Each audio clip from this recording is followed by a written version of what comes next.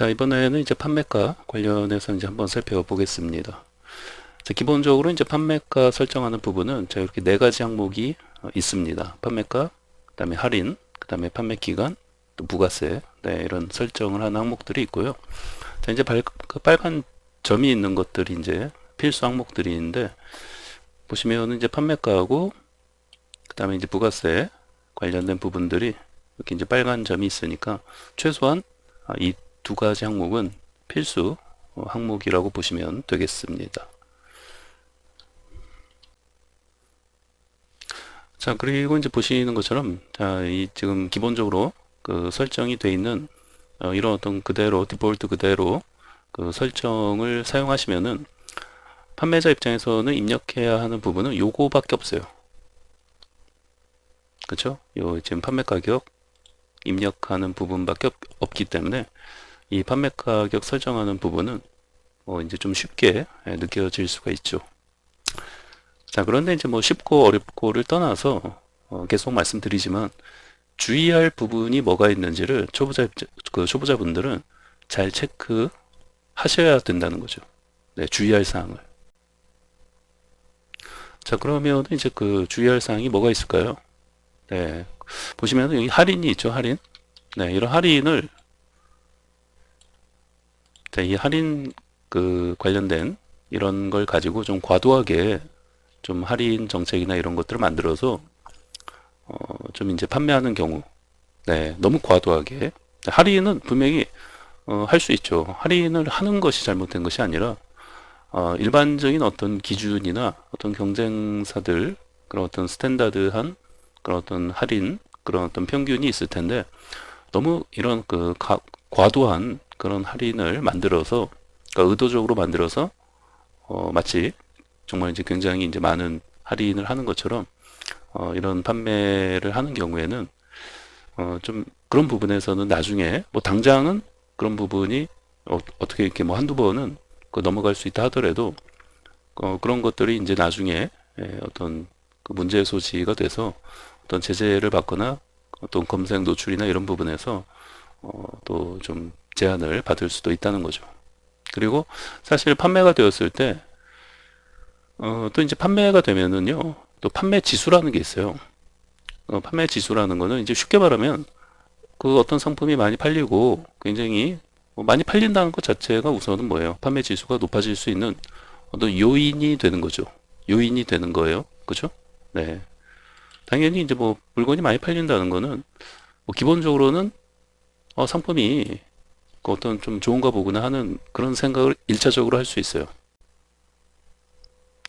자, 그런데 이제 과연 그 꼭 이제 판매가 많이 됐다고 해서 과연 그 어떤 제품이 정말 이제 어떤 정말로 이제 좋아서 정말 그렇게 판매가 이제 많이 됐을까? 뭐 이런 거에 대해서는 우리가 약간 이제 물음표를 좀 가질 수가 있어요. 네. 아니 판매가 많이 됐으면 좋은 거 아닌가요? 네, 이렇게 일차원적으로 생각할 문제가 아니라는 거죠. 네. 여러분, 판매가 많이 되게끔 하는 방법은 다양한 방법들이 있어요. 자, 예를 들어서 첫 번째, 우리 한번 생각을 해볼 만한 게 판매가 많이 된다는 거는 자, 우선 여기다 써볼까요? 쓰는 게 아니라 자, 1번. 어떤 게 있을까요? 정말 어떤 제품의 어떤 퀄리티, 질이 좋아서 네, 질이라고 쓸게요. 이 제품의 어떤 이 질이 이상하게 글자가 아예 다시요. 제품의 질이 정말 좋아서 잘 팔리는 거죠. 네, 그런 경우에는 굉장히 매출이 높아지겠죠. 네. 지금 이제 제가 말씀드리고자 하는 거는 어떤 제품이 있어요. 어떤 제품이 있는데 굉장히 이렇게 판매가 많이 돼서 굉장히 판매가 많이 됐다고 지금 가정을 할게요. 그러면은 이렇게 판매가 잘 되는 그런 어떤 여러 이유가 있을 텐데 첫 번째는 제품의 질이 좋아요. 퀄리티가 좋다는 거죠. 근데 그러면 이제 잘 팔릴 수 있죠. 사람들한테 뭐 소문이 나고 해서. 자, 그런데 제품의 질이 좀, 뭐 그렇다고 아주 나쁘진 않은데, 그렇다고 아주 좋은 것도 아니에요. 그 어떻게 보면 한 보통 되는, 보통 정도 되는데, 이렇게 그 많이 팔리게 할 수도 있죠. 어떤 마케팅이나 어떤 걸 사용해서요. 바로 이 할인. 네, 이런 할인, 정말로 파격적인 할인을, 예를 들어 90% 할인을 한다고 생각을 해보세요. 그러면은 평소에 할인을 안 할 때는 뭐 저 제품이 뭐 엄청나게 뭐 좋은 것도 아니기 때문에 안 샀단 말이에요. 그런데 어느 날 갑자기 90% 할인을 한다고 하니까 그때는 어떻게 좀 생각이 바뀌죠. 네. 그래서 두 번째는 우리 제품의 질이 좋으면은 당연히 사람들이 많이 구매를 하죠. 그 판매가 이렇게 많이 되어지고, 그 다음에 이제 또 두 번째는 제품의 질이 이제 뭐 아주 좋지 않더라도 한 보통 정도 되고 하는 상황에서 이 할인, 그렇죠? 이 할인을 아주 대폭 뭐 90% 할인 뭐 이런 것을 하는 거죠. 그랬을 때도 굉장히 뭐 90% 할인, 굉장히 높은 할인을 하게 되면은 이 판매가 갑자기 이제 높아질 수가 있죠. 네. 그래서 자, 우리가 이제 이런 것을 뭐 예를 들어서 어떤 이제 판매 지수라는 게 있어요. 판매 지수. 네, 판매 지수. 자, 이런 어떤 판매 지수가 있는데 당연히 물건이 많이 팔리면은 그 상품이 많이 판매가 되면 이런 어떤 판매 지수도 같이 높아집니다. 판매 지수 점수가 있어요. 그래서 네이버에서 이런 어떤 판매 지수가 좋은 어떤 제품이나 상품들에 대해서는 또 그 검색 엔진이나 이런 것들이 더 적극적으로 노출되고 더 검색을 서칭을 잘 해줘서 어떤 노출의 빈도도 더 많아지고 또 다른 어떤 그 제품들보다 검색을 통해서 노출이 될 확률도 높아진다는 거예요. 뭐가 좋으면? 이 판매. 네, 이 판매 지수가 높은 경우에는 그 상품에 대해서는 왜요? 판매 지수가 높다는 거는 기본적으로 사람들이 많이 구매도 하고 그런다는 거죠. 네. 그래서 그런데 네이버에서는 이런 부분에서 너무 과도한 할인을 의도적으로 해서 이런 어떤 판매가 많이 되게끔 할인을 정말 과도하게 하는 거죠. 할인을. 네, 정말 뭐 95% 할인 뭐 이런 식으로 해갖고 제품이 많이 판매되게끔 네, 막 그 사람들이 그냥 거의 뭐 공짜나 다름없이 네, 배송비만 내고 거의 가져가세요 막 이런 식으로 막 뿌리는 거죠. 그러면은 판매가 많이 돼서 판매 지수가 높아질 수 있을까요? 네, 과연 네이버에서 이런 식으로 어떤 의도적인, 그러니까 과도하게 그 할인 정책을 만들어서 판매를 의도적으로 많이 되게끔 유도한다면 그런 부분에서 과연 이제 그 상품에 대해서 판매 지수를 어떤 그 좋은 쪽으로 높여주는 게 맞을까요? 우리가 이제 상식적으로 생각을 해봐도 이런 부분에서는 좀 문제의 여지가 있을 수 있다라고 느껴지죠. 네. 그 1번의 경우에는 1번의 경우는 저런 경우는 좋은 거죠. 제품의 질이 정말 좋아서 많은 사람들이 사고 구매해갖고 판매가 많아지고 그에 따른 어떤 판매 지수도 높아지고 하는 거는 정상적인 그 과정이에요. 그죠? 네, 그런 것들은 정상적인 과정이고 좋은 거죠.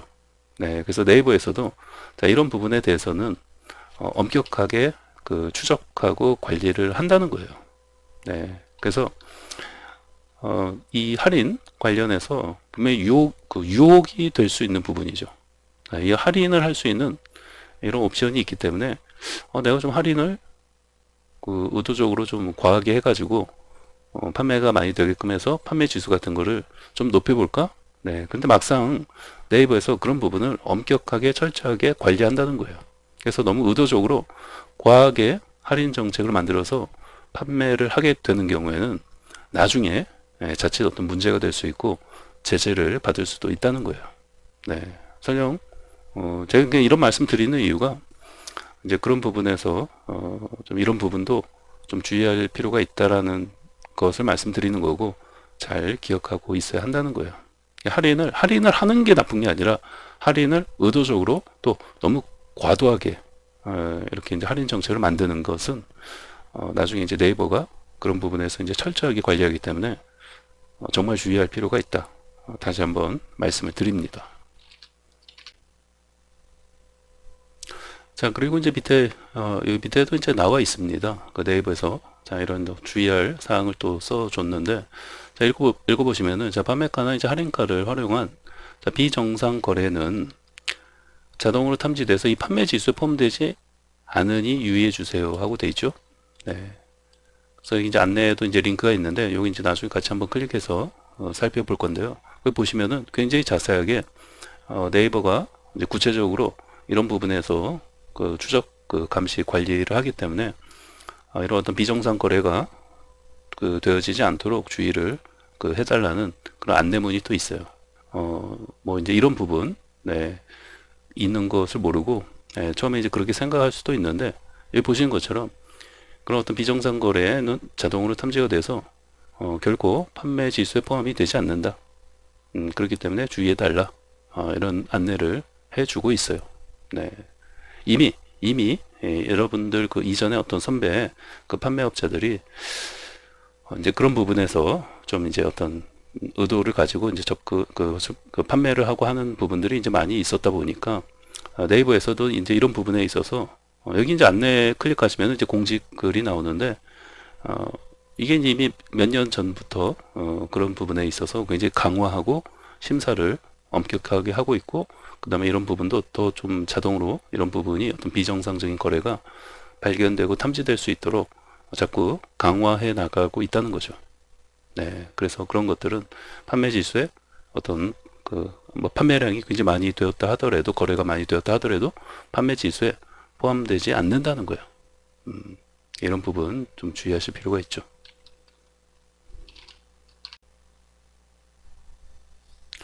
자, 그럼 이제 같이 이제 실습을 통해서 이제 판매가 관련된 항목들을 살펴보겠습니다.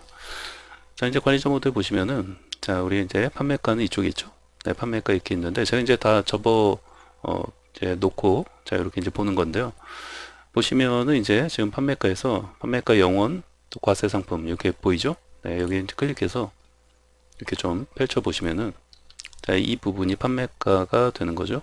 판매가 관련된, 네, 이런 어떤 항목들 여러 개가 있는데, 자, 이 판매가 부분하고 이 부가세 부분, 이 빨간 점이 있는 것들은 이제 필수 항목이 되는 거죠.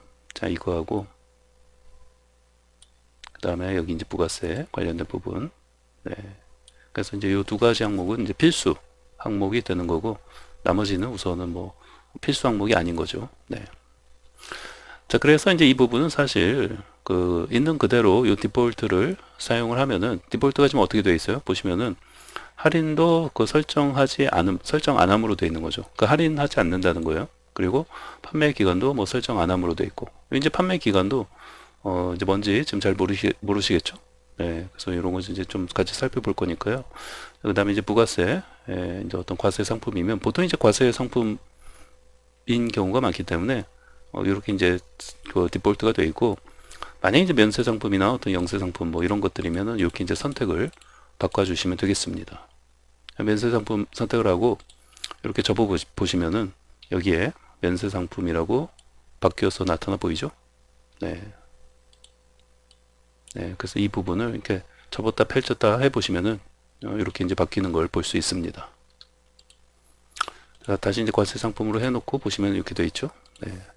그다음에 이제 판매가는, 그래서 사실 이 부분은 뭐 쉽죠. 네, 여러분이 크게 뭐 할인도 하지 않고 어떤 판매 기간을 어떤 설정하지도 않는다면 그냥 가격만 입력을 하시면 돼요. 네, 이렇게 33,000원. 이렇게 숫자만 입력하시고 뭐 이런 아무데나 꼭 찍으시면은 이렇게 이제 33,000원 해갖고 나오죠. 네. 자, 여기 보시면은 또 다시 접어서 보시면은 가격이 이제 판매가가 33,000원이고 과세 상품. 네, 이렇게 이제 기본적인 정보가 나와 보이죠. 자, 그렇습니다. 그래서 뭐 크게 디폴트를 그대로 사용하시면은, 자, 이 가격 부분만 입력을 하시면 되겠습니다. 자, 그러면은 이제 주의할 사항이 더 사실 중요한 부분인데, 자, 이런 부분들 수수료 안내 관련된 부분 자, 읽어보시고요. 그러니까 네이버 쇼핑을 통한 주문일 경우에는 여기 보신 것처럼 네이버 쇼핑 매출 연동 수수료 2%가 네, 네이버페이 결제 수수료하고는 별도로 과금이 된다는 거죠. 네, 뭐 네이버 쇼핑 쪽에 연동이 돼서 네이버 쇼핑을 통한 주문일 경우에는 요 2%가 추가적으로 발생을 한다는 거예요. 네, 만약에 이 네이버 쇼핑을 통한 주문이 아니라 예를 들면 내가 운영하는 어떤 카페나 블로그 이런 SNS 쪽을 통해서 내 SNS 쪽에 방문하는 회원들한테만 내가 내 쇼핑몰의 어떤 이벤트 그런 상품을 알려서 이렇게 오게 해서 물건을 이제 구매하도록 해서 그렇게 이제 판매가 되는 경우에는 이 연동 수수료 2%가 발생하지 않는 거죠. 네, 이건 낼 필요가 없는 거죠.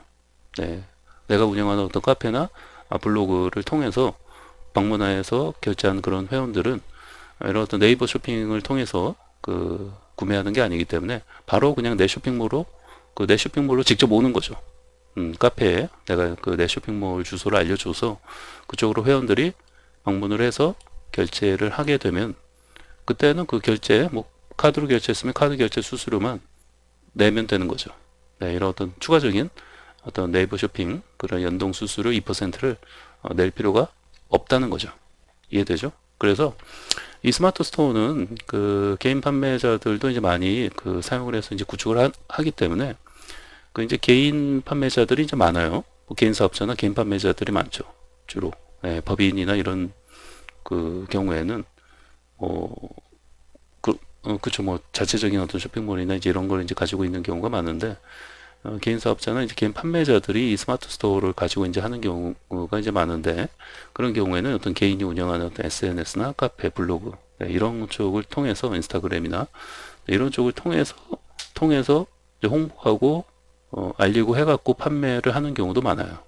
예, 그렇기 때문에 그런 경우에는 이 네이버 연동 수수료 2%를 낼 필요가 없다는 거예요. 이해되죠? 네, 그때는 그냥 결제를 이제 어떤 걸로 결제하느냐에 따라서 이 수수료는 달라지는 거고, 네, 모바일로 결제하면 이제 그때에 따른 어떤 수수료가 있는 거고, 카드로 신용카드로 결제하면 그거에 따른 결제 수수료만 내면,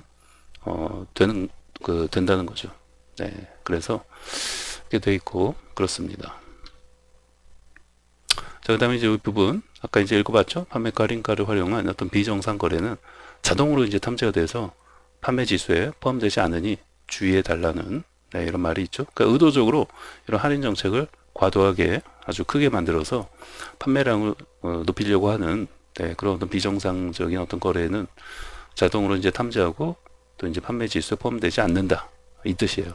네, 그래서 나쁜 의도를 가지고 일부러 그렇게 이제 하는 것은 사실 바람직하지 않죠. 네, 그래서 뭐 우리 상식적으로 어떤 상거래 그런 상식선에서 생각을 해봐도 좀 그런 행위는 좀 안 좋은 행위이기 때문에 당연히 이제 네이버에서도 굉장히 강화하고 그런 것도 이제 추적하고 이런 것들 자동 탐지하는 어떤 기능이나 이런 부분은 굉장히 강화해 나가고 있어요. 그렇기 때문에 이제 그런 부분에서 이제 자동으로 이제 탐지가 되면 당연히 이제 판매 지수에 포함되지 않고 또 처음에 잘 탐지가 안 됐다 하더라도 또 이제 그런 식으로 이제 계속 운영을 해 나가는 경우에는 자동 또 당연히 탐지가 되고 하기 때문에 정말 그런 부분은 좀 지양을 해야 되지 않을까 생각을 합니다.